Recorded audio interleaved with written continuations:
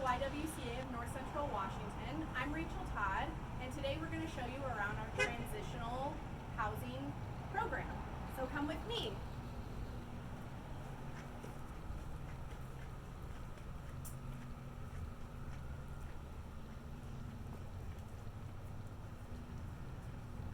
So if you're new here, it's important for you folks to know that we have a separate entrance for those folks accessing our housing programs.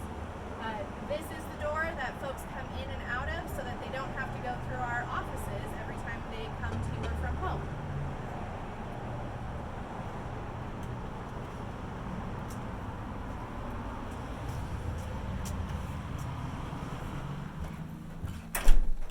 So as you come up these stairs, you will see that we have some community laundry facilities here. These are coin-operated laundry units, but if people do need help, if they need money to be able to do their laundry, we're able to provide that for them. And you'll also notice that we came up 5 steps to get up here. So that is something that we tell people before they are able to live in our shelter, is that you do have to be able to navigate about 5 steps to be able to get up here. This is the entrance to our transitional housing unit. You can see we have a keypad here, and this means that every person who lives here can have a unique entry code so that it's nice and safe and locked, just like any home resident would be.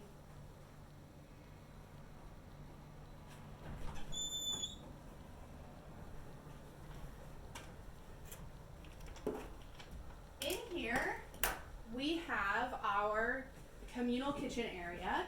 This is where everybody who lives in our transitional housing unit does all of their cooking and meal prepping. We were really excited this year. We were recently able to replace our countertops in here and our sink to be a little more functional for the folks that live here. And the countertop is granite, so that means it's going to be really sturdy, last a really long time, and give people a nice, hard, hygienic place to prep their food.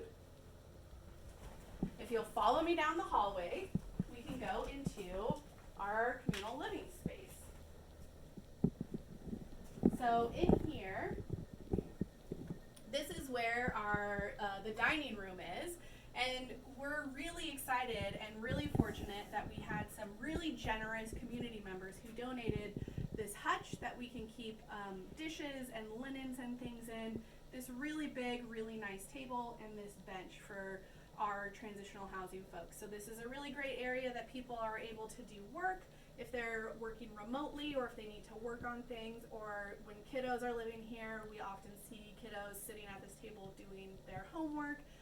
It's just a really great communal space. Here we have, along this wall and along this wall, we have lots of pantry shelves.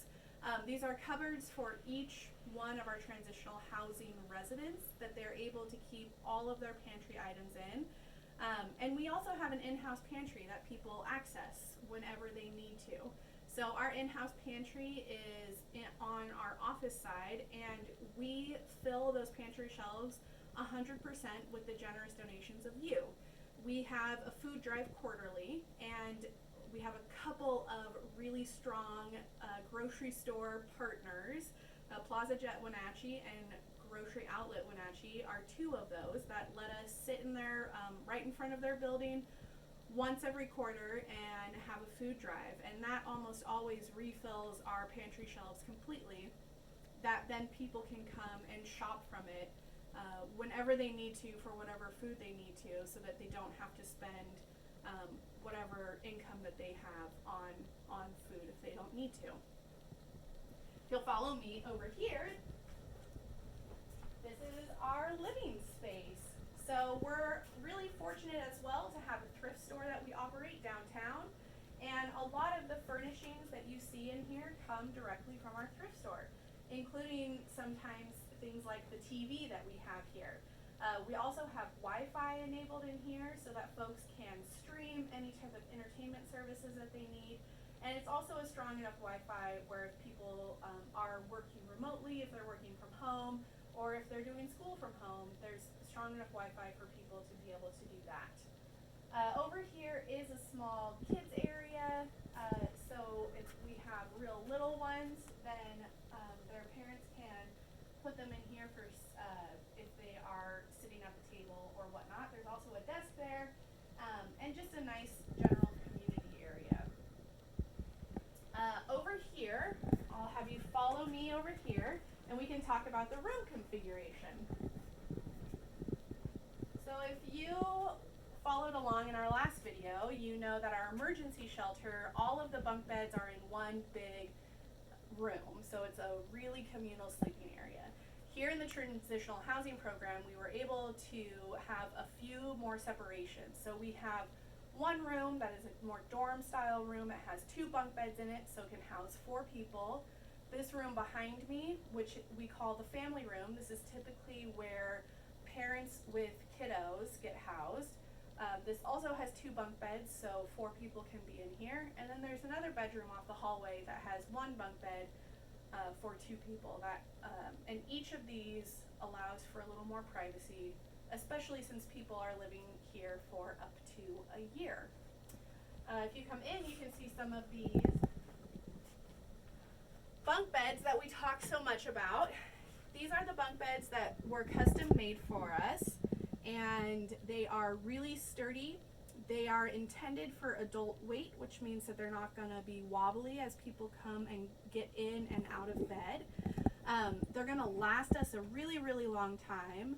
And we're really thankful that a group of local, passionate woodworkers and really skilled woodworkers, as you can see, created these bunk beds for us. And they created 10 for us, 5 for here and 5 for our upstairs emergency shelter. In addition, we are also looking at some small staircases to be additions onto the bunk beds so that the top bunks are even more accessible. So the types of folks that can access our transitional housing program are folks who are already part of the larger community housing network within the larger Valley area. So when people are entered into the community housing network, then they are put on a list, and those folks are then able to access transitional housing not only here, but at some of the other agencies in the area as well. So it's a really important program, and it really allows access to a wide range of transitional housing solutions for folks. And really, the main point of a transitional housing program is that sometimes it takes time to find a permanent, safe, and stable housing solution.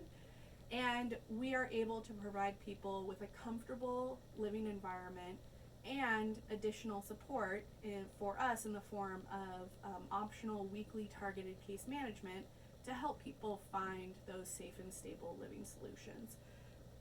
We are able to take women, and all women, so trans women included, and their dependents up to age 18 who can live in our transitional housing program. So if we'll back out and we'll show you the bathroom, it'll be our last stop on our transitional housing program tour.